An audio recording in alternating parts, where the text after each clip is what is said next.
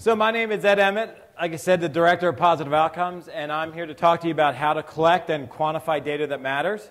I'm a little nervous about it because when I talked to Carlos about it the other day, he introduced it by saying a lot of great speakers have crashed and burned on this. So I'm hoping I don't.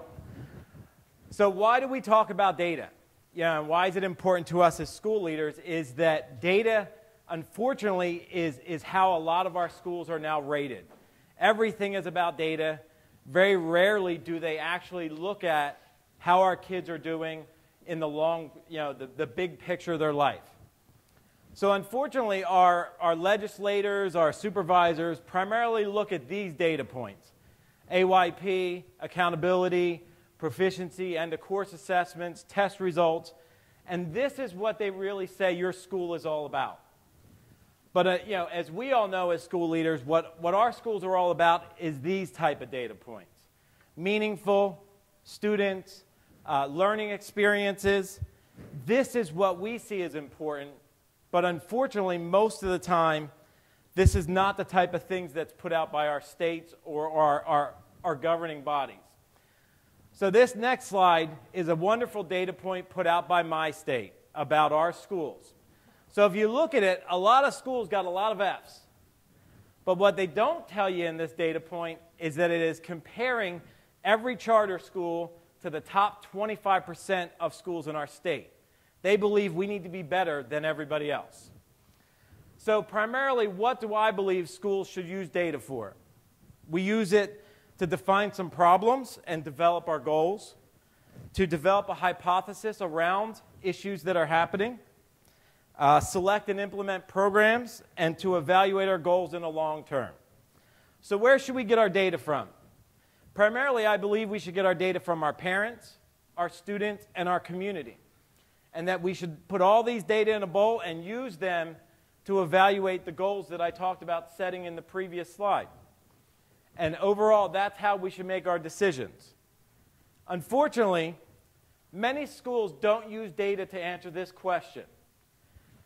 If you don't answer this question with data, somebody's going to do it for you. We need to tell our stories using data. We've become really good at our stories in narrative form, but what I'm going to talk about is how to use data to tell your stories.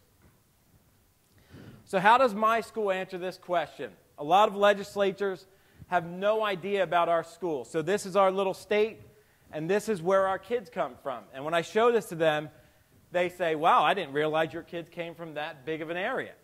Just so you know, my school's like right in the middle of that big cluster there. But one little data point, they can see everything. And then they also have no idea about the type of kids we serve.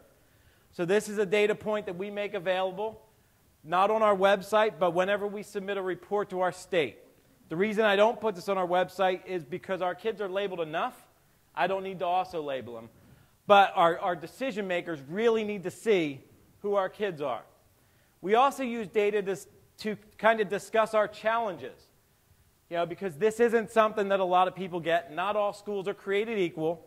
Again, not available on our website, but every report that goes to my state, we include this so they can see what type of challenges we're working with. We use it to demonstrate successes. When we have a good data point or when we're showing growth, we put it. And also, anytime I report data like this, I always include a goal. This is where we were last year, this is where we were the year before, and this is where we're going. So using data to really demonstrate your success.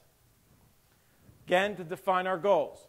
When they ask us to talk about long-term data, we look over a historical period of years, and then also projecting into the future where I think we're going to go. We use our data to define these.